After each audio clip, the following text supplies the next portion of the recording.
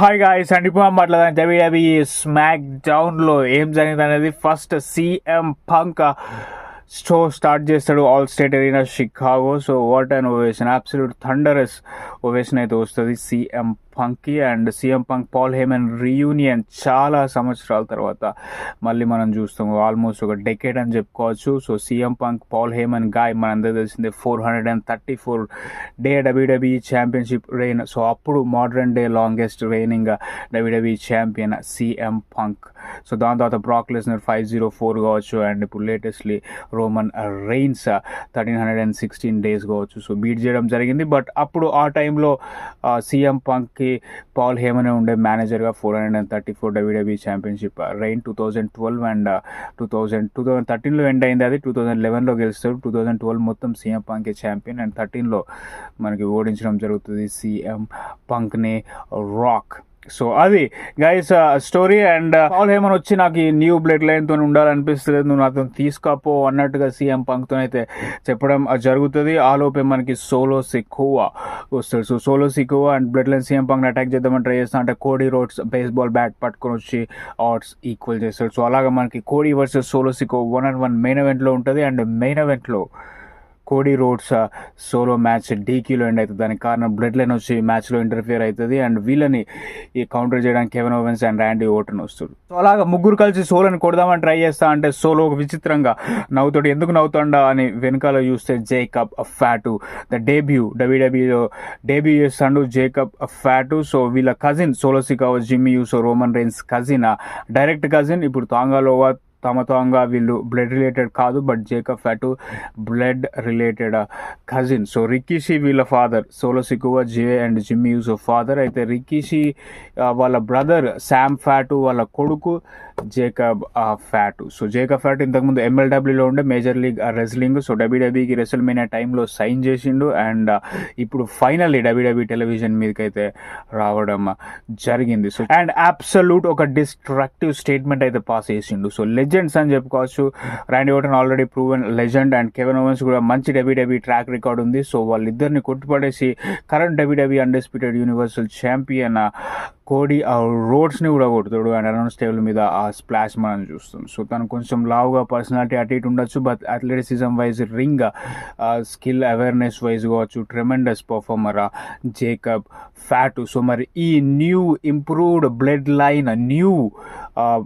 Line head of the table Solo Sikoa ఏం చేస్తాడు అని అంతేకాకుండా రీసెంట్గా డబ్ల్యూడబ్ల్యూ సిజార్ సికోవా అనే ట్రేడ్ మార్క్ అయితే ఫైల్ చేయడం జరిగింది. సో మరి ఆ సిజార్ సికోవా సోలో సికోవాకే వస్తుందా, లేకపోతే ఇంకోలా కొత్త వాళ్ళు రెడీగా ఉన్నారు. అండ్ టల్లా టాంగా కూడా ఒక నేమ్ అయితే ఉంది. సో మరి వాళ్ళు ఎప్పుడు డెబ్యూ చేస్తారు అనేది కూడా very interesting thing. And out of all ఇంకొక విషయం ఏంటంటే బ్యాక్ స్టేజ్లో సోలో సికోవా పాల్ హేమన్తో చెప్తాడు ఇంకా రోమన్ రెయిన్స్ రాడు అని. సో ఆ స్టేట్మెంట్ ఇవ్వగానే పాల్ హేమన్ ఫేస్ మొత్తం ఆల్మోస్ట్ ఏడ్చే విధంగా ఎమోషనల్గా అయిపోతుంది. సో మరి సోలో సికోవాని నమ్మచ్చా ఇంకా రోమన్ రెయిన్స్ రాడా అంటే నాకెందుకో సోలో సికోవా అని నమ్మాలనిపిస్తుంది. సో మేబీ రోమన్ రెయిన్స్ ఈ ఇయర్ కంప్లీట్గా రాకపోయినా ఆశ్చర్యపోవాల్సిన అవసరం లేదు. సో 2024 రోమన్ రెయిన్స్ ఉండే ఛాన్స్ లేకపోవచ్చు. మోస్ట్లీ సోలో చేసిన స్టేట్మెంట్ అయితే నాకు ఎందుకో నమ్మాలనిపిస్తుంది.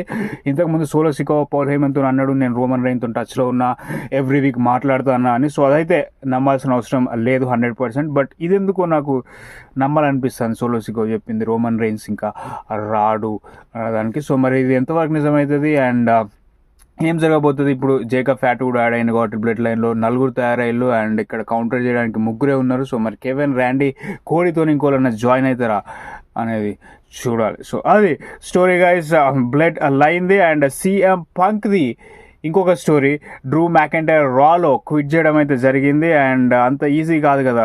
సీఎం పంక్ అన్నాడు, స్టేట్మెంట్స్ అయితే చేసిండు, నేను డబ్ల్యూడబ్ల్యూలో ఉన్నంత వరకు డ్రూ మ్యాకెంటైర్ని డబ్ల్యూడబ్ల్యూ ఛాంపియన్షిప్ గెలవనివ్వా అని. సో మరి అంత స్టేట్మెంట్ చేస్తే డ్రూ మ్యాకెంటైర్ ఊకుంటాడా? డ్రూ మ్యాకెంటైర్ ఓకే సర్లే పర్లేదని వదిలేడు కదా. సో అబ్సల్యూట్ ఒక బ్రూటల్ కాల్ అయితే తీసుకుంటాడు. సీఎం పంక్ని బ్యాక్ స్టేజ్లో కొట్టిపడేసి మీదేసుకొని వచ్చి రింగ్ ఏప్రిన్ దగ్గర అయితే పడేస్తాడు. సో మొత్తం బ్లడ్ తన నోట్ల నుంచి వస్తూ ఉంటుంది అండ్ స్ట్రెచర్ మీద తీసుకుపోతారు సీఎం పంక్ని. సో మరి అంత బ్రూటల్గానే అయితే అటాక్ చేయడం జరిగింది.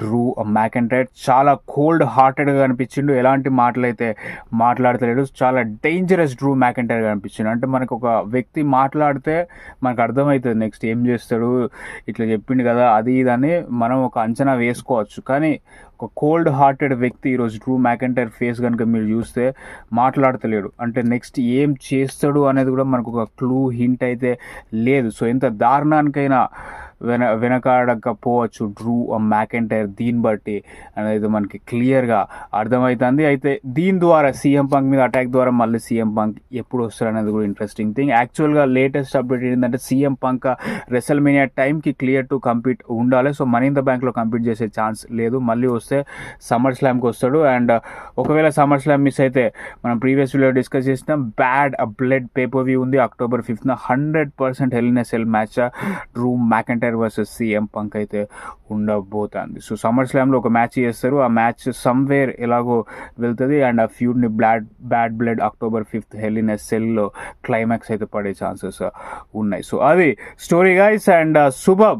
అండ్ అంతేకాకుండా 3 money in the bank qualifier matches జరిగినాయి. Men's money in the bank qualifier ఒక మ్యాచ్లో ఆండ్రాడే గెలిచిండు, స్పీడ్ ఛాంపియన్ ఆండ్రాడే. అండ్ ఇంకొక మ్యాచ్లో కార్మెలో హెయిస్ ఫార్మర్ NXT ఛాంపియన్ తను గెలిచిండు. అండ్ ఇంకొక మ్యాచ్లో కెనడాస్ ఓన్ చెల్సీ గ్రీన్ అయితే గెలవడం జరిగింది. సో మంచి కాల్స్ అని చెప్పుకోవచ్చు. ఎందుకంటే మీరు మనీ ఇన్ ద బ్యాంక్లో స్టార్స్ లేరు అని అనొద్దు. ఎందుకంటే money in the bank designing అది ఇంతకుముందు 8 మెంబర్స్ కంపీట్ చేసేటోళ్ళు అప్పుడప్పుడు, అండ్ ఇప్పుడు 6 మెంబర్స్ మాత్రమే కంపీట్ చేస్తారు. అయితే ఆ 6 మెంబర్స్ అందరూ 6 టాప్ స్టార్సే ఉండాల్సిన అవసరం లేదు. So money in the bank main కాన్సెప్టే అది. మనం రీసెంట్గా పాస్ట్లో చూసుకుంటే మిడ్ కార్డర్స్ కావచ్చు, లేకపోతే అంత టాప్ పొజిషన్లో ఉండే రెజ్లర్స్ కాకపోవచ్చు. సో వాళ్ళే మనీ ఇన్ ద బ్యాంక్ గెలిచి ఛాంపియన్షిప్ గెలుచుకొని ఒక టాప్ స్పాట్లోకి వచ్చేవాళ్ళు. So money in the bank ఉద్దేశం అది. సో ఇప్పుడు ఆండ్రాడే, కార్మెలో హేస్, చెల్సీ గ్రీన్ కావచ్చు. సో వీళ్ళకి ఒక ఆపర్చునిటీ, వాళ్ళున్న పొజిషన్ నుంచి డైరెక్ట్ టాప్ స్పాట్కి వెళ్ళేదానికి ఆపర్చునిటీ. సో అంతేగాని వీళ్ళు గెలవడం ఏంది, లేకపోతే వీళ్ళు టాప్ స్టార్స్ కాదు కదా అని అనుకోవాల్సిన అవసరం లేదు. ఎందుకంటే the main concept behind money in the bank అప్పటిదాకా మిడ్ కార్డర్గా ఉన్న సూపర్ స్టార్స్ ఒకసారి ఆ బ్రీఫ్ కేస్ గెలిచి ఛాంపియన్ అయితే వాళ్ళ పొజిషన్ డైరెక్ట్గా టాప్ పొజిషన్లోకి వెళ్తుంది. సో అది దాని ప్రైమ్ ఉద్దేశం money in the bank. So money in the bank concept ఎవరు క్రియేట్ చేసిల్లో మీకు తెలుసా? Chris Jericho. So Chris Jericho యాక్చువల్గా money in the bank ladder match కాన్సెప్ట్తో అయితే వచ్చిండు 2005లో. సో 2005 రా జనరల్ మేనేజర్ ఎరిక్ బిషాఫ్ ఉండే తనతో డిస్కస్ చేసి ఈ ఐడియాని అయితే ఇంప్లిమెంట్ చేయడం జరిగింది. సో దీని వెనకాల బ్రెయిన్ ఎవరిది అంటే క్రిస్ జెరికోది. ఇప్పుడు AEWలో ఉన్నాడు. And first ever money in the bank winner 2006లో the Rated R superstar Edge మనందరూ తెలిసింది. సో అది స్టోరీ గైస్. అండ్ మీకు ఎలాగ అనిపించింది ఈ వీక్ స్మాక్ డౌన్ అందరి కింద కమెంట్ చేయండి. నాకైతే చాలా బాగానే అనిపించింది.